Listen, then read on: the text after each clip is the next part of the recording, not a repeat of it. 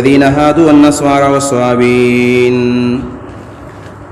دا بنو اسرائیل سره خطابونه وشول، اوس په دې او دو عذابونو ذکر هم پکې وشو.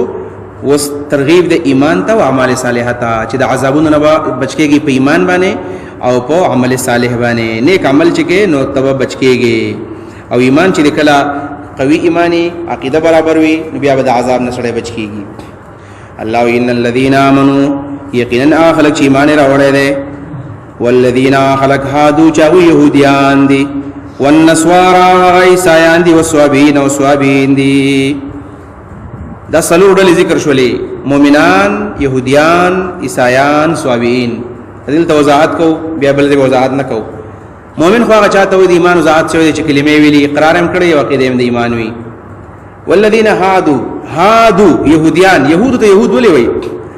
یو خدا چې یهود هاده په معنا د رجع باندې دي، د سخی د عبادت نه توبه ایستلې وه، نو په دې وجه باندې رجوع کړی وه، ځکه ورته یهود وایي. د سخی د عبادت نه رجوع کړی وه نو یهود ورته وایي. دویم نمبر دا هاده په معنا د تهود باندې، تهود په معنا دا ده هاده تهود سر لقول ته ویل کېږي تهود. نو يهوديانو به چکلا دی به عبادت کوو، نو دی به سر خوځو، سر داسې به خوځو در دی عبادت طریقه ده. په دغه طریقه يهوديانو سم عبادت کې سر خوځي. نو او چکلا به تورات موسی عليه السلام ورته وایو، دی به وایو، نو سر به خوځو ورته.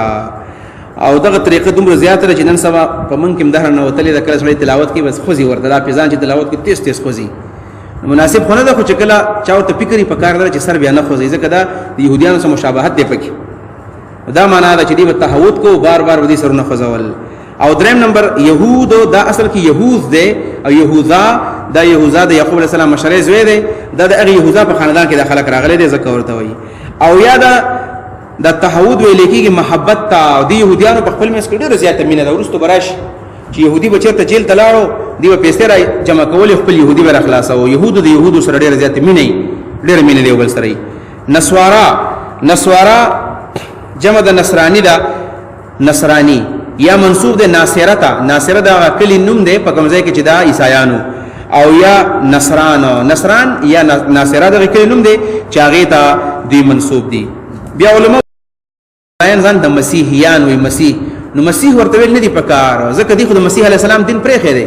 یا ځان ته عیسایان وي، دی خو د عیسی علیه السلام دین پرېښی دی، دي ته نسوارا ویل پکار دي. نسوارا اصل نوم یې نسوارا دی. الله بل پس پکې د صابئین راغی. د صابئین دا ذکر نه راغی. صابی چاته وي؟ نو سبا په معنا د مال باندې، سوا د میل په معنا باندې. نو صابی اصل کې هغه چاته وي چې دا د یو دین بل دین ته مایل شي، هغه ته لګيږي صابی. د یو دین بل دین ته مایل شي، الذي يميل من الدين الى الاخر، د یو دین بل دین ته واوړي دی ته لګيږي صابی. دا صابئین څوک دي؟ د دې صابئینو په باره کې مختلف تفسیری اقوال واوري. یو دا چې دا د ابراهیم علیه السلام قوم دی، او دی به د ستورو عبادت کوو. دا معنا امام مجاهد کړی دا، حسن بصری کړی دا. قوم ابراهیم یعبدون الکواکب، د ستورو عبادت به کو. دا صابئین دي. دویم نمبر معنا دا شوی دا چې هم اهل الكتاب، دا اهل کتاب دي. یقرؤون الزبور، دی به زبور وایو، دا د زبور ویونکي دي، او دا اهل کتاب دي. د دې وجه نه خو امام ابو حنیفه رحمه الله په دې باندې حکم د اهل کتاب لګولې دی. څنګه د اهل کتاب حکم په لګولې دی؟ د اهل کتاب حکم دا دی د هغوی ذبیحه خوړل جایز دي، ځکه هغوی د الله په نوم باندې ذبیحه کوي. او دویم دا چې د اهل کتابو د ښځو سره مسلمان سړی واده کولی شي. نو د دې صابئینو سره هم امام ابو حنیفه رحمه الله فرمایي حدیث نکاح کول جایز ده، ځکه چې د اهل کتاب دي، او د اهل کتاب دي. د دې سره د دې په باره کې یو بل قول امام قتاده رحمه الله کړی دی چې دا هم قوم بین اليهود والنصارى، دا د يهوديانو عیسایانو په دې میس کې یو قوم دی، او دا غوی نخې خودلې ده. و دې به څه کار کوو؟ دی به باقاعده ختنه کوله، سنتګیري به کوله، او بل دا چې د سرونو د امینځ به خرولې، د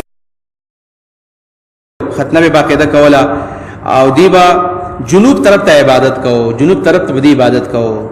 دا د يهوديانو عیسایانو په میس کې یو قوم دی. سلورم یو قول په دې کې دام دی چې دا خلکو دا په عراق کې وو، او ټول انبیای منل، پنځه منځونه به هم کول، ډېر سوجې به هم نیولې، او دی به یمن طرف ته مونځ کوو، یمن طرف ته به مونځ کوو.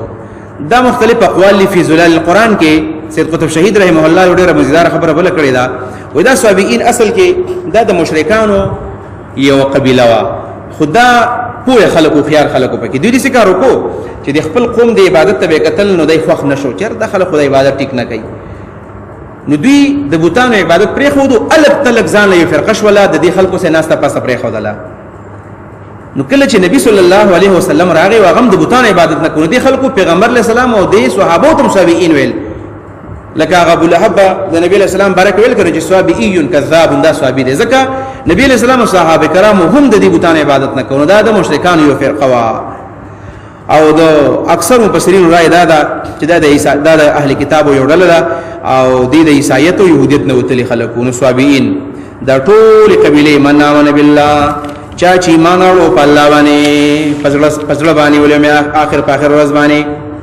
ایمان په الله باندې راوړو په اخر ورځ باندې ایمان اورو عمل صالح نیک عمل وکړو فلهم اجرهم د دې لپاره اجر د دې عند ربهم د دې رب سره